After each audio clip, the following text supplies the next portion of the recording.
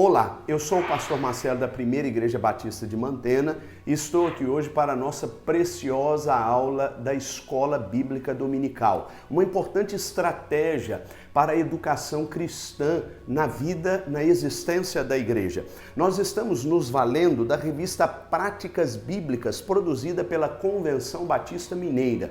O estudo de hoje é o estudo de número 27, cujo tema é Bíblia, sólido fundamento. Esta lição está registrada na revista referida entre as páginas 127 e 129.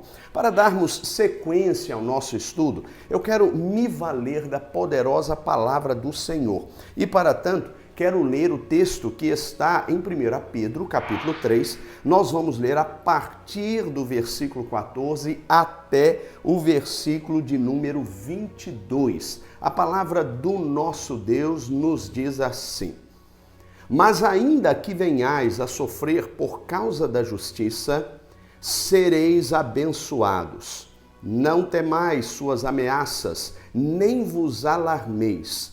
Antes, reverenciai a Cristo como Senhor para responder a todo o que vos pedir a razão da vossa esperança, a esperança que há em vós. Mas fazei isso com mansidão e temor, tendo boa consciência, para que os que caluniam o vosso bom procedimento em Cristo fiquem envergonhados naquilo de que falam mal de vós. Porque se a vontade de Deus assim o decretar, é melhor que sofrais fazendo o bem do que o mal. Porque também Cristo morreu uma única vez pelos pecados, o justo pelos injustos, para levar-nos a Deus, morto na carne, mas vivificado no Espírito, no qual também foi e pregou aos espíritos em prisão, os quais, noutro tempo, foram rebeldes quando a paciência de Deus esperava enquanto a arca era construída nos dias de Noé. Poucas pessoas, isto é, 8, salvaram-se nela por meio da água, que prefigurando o batismo, agora também vos salva, o qual não é a remoção da impureza da carne, mas a promessa de uma boa consciência para com Deus, pela ressurreição de Jesus Cristo, o qual, tendo subido ao céu, está à direita de Deus, e a ele sujeitaram-se os anjos, as autoridades e os poderes. Que Deus nos abençoe na leitura da sua palavra.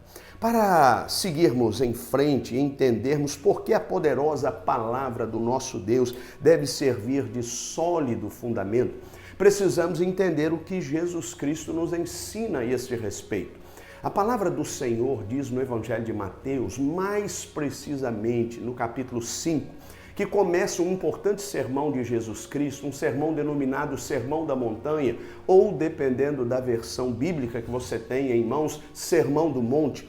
Jesus destaca que eu e você somos responsáveis, na condição de discípulos, por transformar o mundo no qual eu e você estamos inseridos. Esta não é uma tarefa muito fácil, pelo contrário, se trata de uma tarefa extremamente desafiadora. E é justamente por isso que Jesus Cristo se vale de uma analogia, isto é, uma comparação entre quem somos e o que devemos nos tornar para este mundo. Como discípulos de Jesus, a palavra do Senhor diz neste Sermão do Monte, mais especificamente nos versículos 13 e 14, que Jesus prefigura a ideia de que eu e você precisamos transformar essa geração na qual estamos inseridos. E ele nos diz aqui: vós sois sal da terra, mas se o sal perder suas qualidades, como restaurá-lo? Para nada mais presta, senão para ser jogado fora e pisado pelos homens. Vós sois a luz do mundo. Não se pode esconder uma cidade situada sobre um monte. Gosto de duas expressões aqui, são duas metáforas que Jesus usa, figuras metafóricas que merecem a nossa atenção. A primeira delas é a figura do sal. A palavra grega que aparece aqui é a palavra halas. Esta palavra significa tempero, isto é, o sal que tem a propriedade de mudar o sabor do alimento, por exemplo. E esta expressão indica que Jesus Cristo está esperando de mim e você uma ideia de que realmente nós vamos fazer diferença no mundo no qual estamos inseridos, pois se o sal, diz Jesus, não puder temperar, salgar o mundo, este sal perde o seu valor na comida, mas sobretudo nesta figura de linguagem, nesta metáfora, perde o seu efeito junto à sociedade. Infelizmente, nem sempre nós temos conseguido implementar o sabor de Cristo, o sabor da palavra do Senhor na vida das pessoas. E a segunda figura metafórica usada por Jesus Cristo aqui nesta analogia é a figura da luz, a palavra grega phos, que significa aquilo que ilumina, que irradia. Portanto, é a ideia de luz, de irradiação. Aliás, é daí que vem a palavra fósforo, porque phos é a palavra grega para luz, aquilo que dá luz, que ilumina, que, portanto, rompe as trevas, que atrapalha as trevas. É neste propósito que o crente deve existir sobre a face da terra, isto é, para temperar este mundo com a sua consciência espiritual e para iluminá-lo, apagando qualquer ou obscurecendo, talvez esta seja a melhor expressão, qualquer ação, qualquer arma que o inimigo possa ter para enredar esta sociedade. E este é um paradoxo, isto é, uma contradição, porque a luz ofusca, obscurece as trevas, no sentido de que a luz rompe as trevas. E eu e você precisamos ser para este mundo tal qual sal que tempera, tal qual luz que ilumina. Eu e você precisamos entender isso. Mas não vamos alcançar tal condição, a menos que eu e você entendamos que a Bíblia é um manual para nos ajudar a entender esta verdade. E partindo desse pressuposto, eu gostaria de tirar alguns princípios que podem nos ajudar a entender esta verdade. Porque a palavra do Senhor, ela tem sido e precisa ser o aspecto que molda o nosso caráter. Para ter autoridade para tanto, é preciso que a palavra, isto é, a Bíblia, tenha um poder sobrenatural. Eu gosto sempre de dizer que a Bíblia não é propriamente um livro de regras entre aquilo que se pode e aquilo que não se pode fazer. Exemplo, se eu tomar esta caneta e soltá-la ao ar, ela vai cair. Se eu pedir à minha esposa, que está por trás da câmera, para fazer o mesmo, isso acontecerá, porque se ela soltar, esta caneta vai cair. Se eu tiver um contato presencial com você, aliás, algo que não estamos podendo estabelecer neste exato momento, e pedir a você que faça o mesmo com esta exata caneta, você, ao soltá-la ao ar, literalmente vai deixá-la cair. Isso tudo funciona na mesma medida porque existe na Terra uma força gravitacional que, segundo a física, está estabelecendo força sobre esta caneta. Esta força, segundo os físicos, de 9,8 metros por segundo ao quadrado. E esta força gravitacional que é exercida sobre este corpo mantém este corpo mais próximo do corpo maior, neste caso do chão ou da Bíblia. Enfim, este corpo não sai por aí voando como se estivesse em gravidade zero. Isso é um princípio, funciona em qualquer lugar. Se eu for aos Estados Unidos e pedir o presidente dos Estados Unidos, o homem teoricamente mais poderoso do mundo, para fazer o que eu acabei de ensinar a você, ele vai soltar ao ar, mesmo lá na América do Norte, e esta caneta vai cair. Porque um princípio funciona em qualquer contexto, em qualquer circunstância. Mas há uma diferença entre princípio e lei. A lei é diferente. A lei, ela é estabelecida de maneira circunstancial ou contextual. Por exemplo, Os Estados Unidos da América, este país está dividido em vários estados. E cada estado tem leis para condenação de crimes hediondos.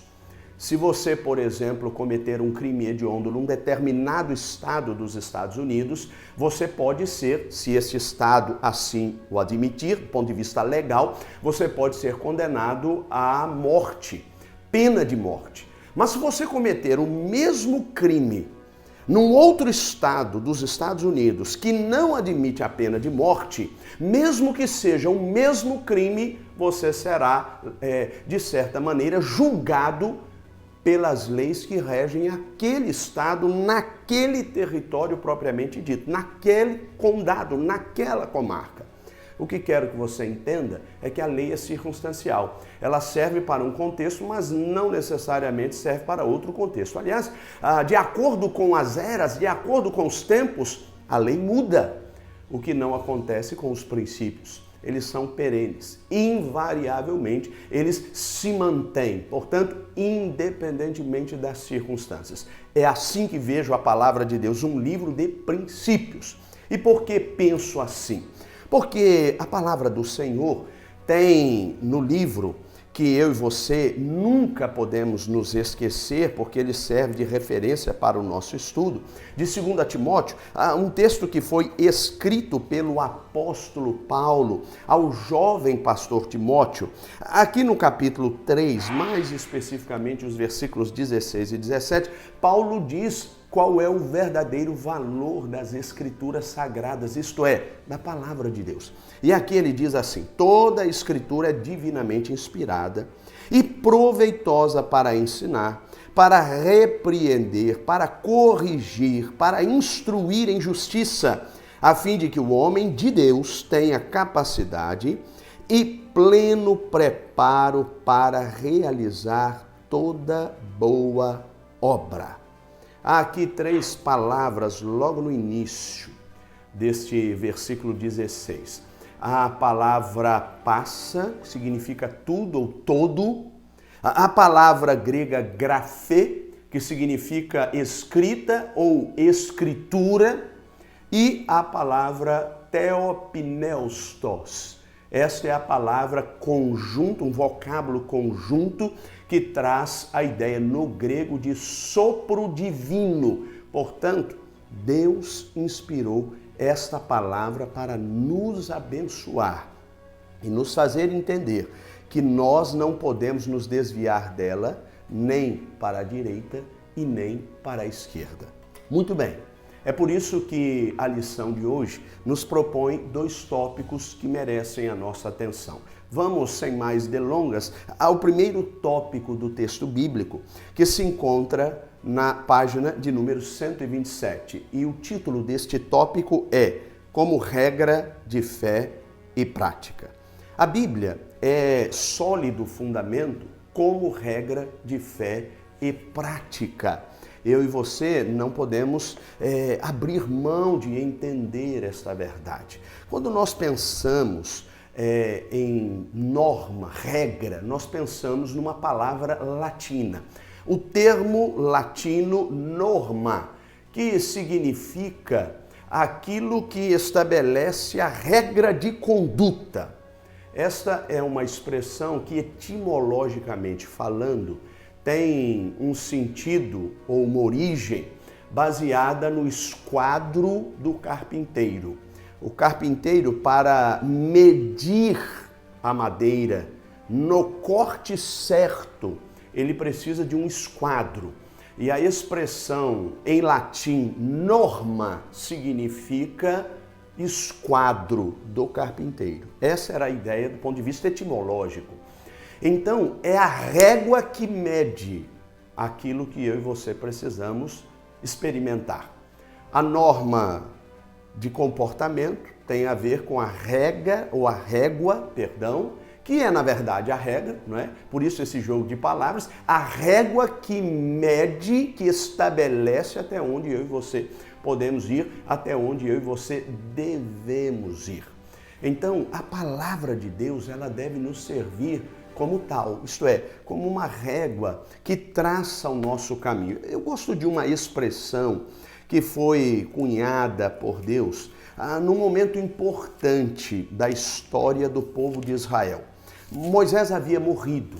É o que a palavra de Deus nos ensina, especialmente no livro de Deuteronômio, no capítulo 34. E Deus estava agora, no livro de Josué, no capítulo de número 1, chamando um jovem dinâmico, visionário, para liderar o povo. Mas, evidentemente, superar a figura de Moisés não era uma tarefa muito simples, não era uma tarefa muito fácil, você há de convir comigo. E o interessante é que a palavra do Senhor diz que Deus entregou nas mãos de Josué uma régua para que ele medisse o seu comportamento de tal maneira que ele mantivesse o nível de liderança que Deus preceituava para o seu povo. Então Deus, em outras palavras, estava dizendo no capítulo 1 de Josué, a ele, ao jovem Josué, que se ele quisesse fazer a sua caminhada florescer, precisaria se valer da poderosa palavra de Deus. E eu gosto porque a partir do versículo de número 7, a Bíblia nos diz assim, é um diálogo entre Deus e Josué. Apenas esforça-te e sê corajoso, cuidando de obedecer a toda a lei que meu servo Moisés te ordenou. Não te desvies dela nem para a direita, nem para a esquerda, para teres o cuidado de fazer tudo quanto nela está escrito. Se assim o fizeres, serás bem-sucedido por onde quer que andares. Não afastes da tua boca o livro desta lei. Antes, medita nele dia e noite, para que tenhas o cuidado de obedecer a tudo que nele está escrito. Assim farás prosperar o teu caminho e serás bem-sucedido. Que palavra maravilhosa! Era Deus dizendo a Josué que a caminhada dele tinha segurança de se tornar uma caminhada bem-sucedida, desde que, e aqui temos uma condição, ele se mantivesse comprometido na meditação da poderosa palavra do Senhor. Esta ética que se estabelece no comportamento cristão, que está baseado na palavra do Senhor, tem a ver com compromisso, né? Então, quando eu penso na régua que mede o comportamento cristão, eu penso no entendimento de uma palavra que serve de bússola, serve de manual. E é por isso que nós precisamos estar, e aí vou me valer de um tempo contemporâneo, de um termo, melhor dizendo, contemporâneo, nós precisamos estar altamente conectados com esta palavra. Aliás, esta conexão mantém uma caminhada firme, ou estabelece uma caminhada firme. Eu entendo que não pode haver desvios. Agora, para que isso se torne realidade, é bom que nós saibamos que a palavra de Deus precisa ter lugar de destaque no nosso coração. E é por isso que o Salmo de número 1 traz uma expressão fantástica sobre a escolha, isto é, sobre a decisão de colocar a Bíblia como nossa regra de fé e prática, a única regra de fé e prática. E a palavra de Deus diz que há, nesse texto aqui, sempre dois caminhos possíveis e precisamos escolher o melhor, que está baseado na palavra. Preste atenção, bem-aventurado aquele que não anda no conselho dos ímpios, não se detém no caminho dos pecadores, nem se assenta na roda dos zombadores. Uma versão mais antiga, na roda dos escarnecedores. Preste atenção. Feliz, bem-aventurado, é o que o texto está dizendo, é aquele que opta, que escolhe por não seguir a dinâmica ética deste mundo. E então ele diz, pelo contrário, seu prazer está na lei do Senhor, a palavra, e na sua lei medita dia e noite. O resultado disso é fantástico, porque ele continua dizendo, ele será, justamente porque medita na lei do Senhor, como a árvore plantada junto a correntes de águas, que no devido tempo dará o seu fruto e cuja folhagem não murcha. Tudo que ele fizer prosperará, como Deus havia dito a Josué. Não é assim com os ímpios. Eles são como palha que o vento espalha. Por isso, os ímpios não prevalecerão no julgamento, nem os pecadores na assembleia dos justos, porque o Senhor recompensa o caminho dos justos, mas o caminho dos ímpios traz destruição. Fantástica esta palavra de Deus que nos inspira a entender que a vida é uma questão de escolhas e a palavra de Deus precisa ser para nós uma escolha diária. Na medida que estamos conectados a esta palavra, temos uma caminhada firme.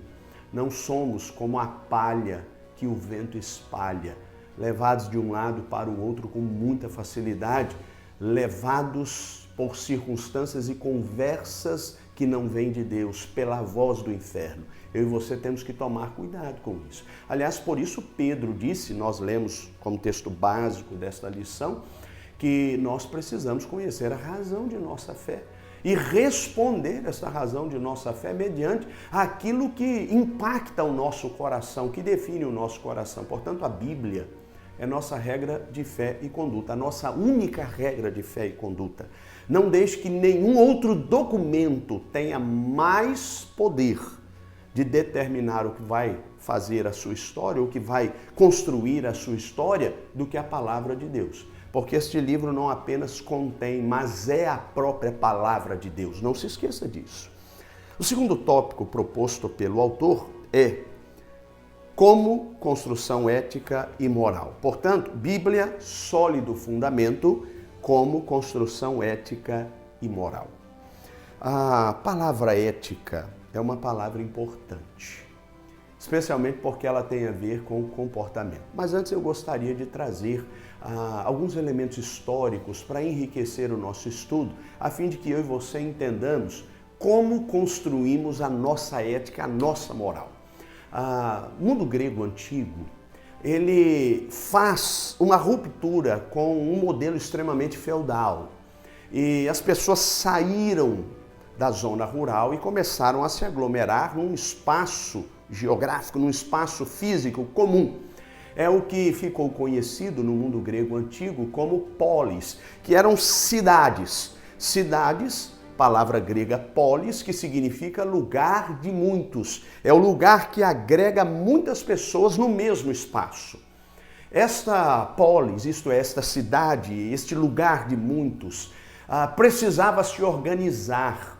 E para que não houvesse prejuízos comuns, era preciso que houvesse acordos comuns. Então, nasce o que o mundo grego antigo conhecia como ágora, que era um espaço público, uma praça onde aconteciam verdadeiras assembleias. Ali se fazia literalmente política, palavra grega polis, que tem a ver com a ideia de lugar de muitos. Então, era onde se traçavam todas as regras de convivência neste ambiente comum. Esta palavra ágora, que é a expressão para praça, era o lugar, o espaço público onde se debatiam aspectos comuns à sociedade que estava vivendo naquele lugar de muitos, naquele lugar chamado polis, naquele lugar chamado cidade. Pois bem, a partir deste entendimento, estabelece-se uma regra de convivência. E aí vem a palavra que nós conhecemos, a palavra ética, que segundo o mundo grego clássico, a ideia de ética é aquilo que emerge do outro, isto é aquilo que está estabelecendo o limite entre o que eu penso e o que o outro pensa, entre o que eu faço e o que o outro faz. Por exemplo, esta ética estabeleceu que eu não posso invadir o espaço terreno do outro. Eu não posso invadir o espaço de descanso do outro, a privacidade do outro. Então se estabelece um conceito de propriedade, do privado. E eu e você, a partir de então, passamos a conviver com direitos e deveres. Esta é a ética que rege o mundo.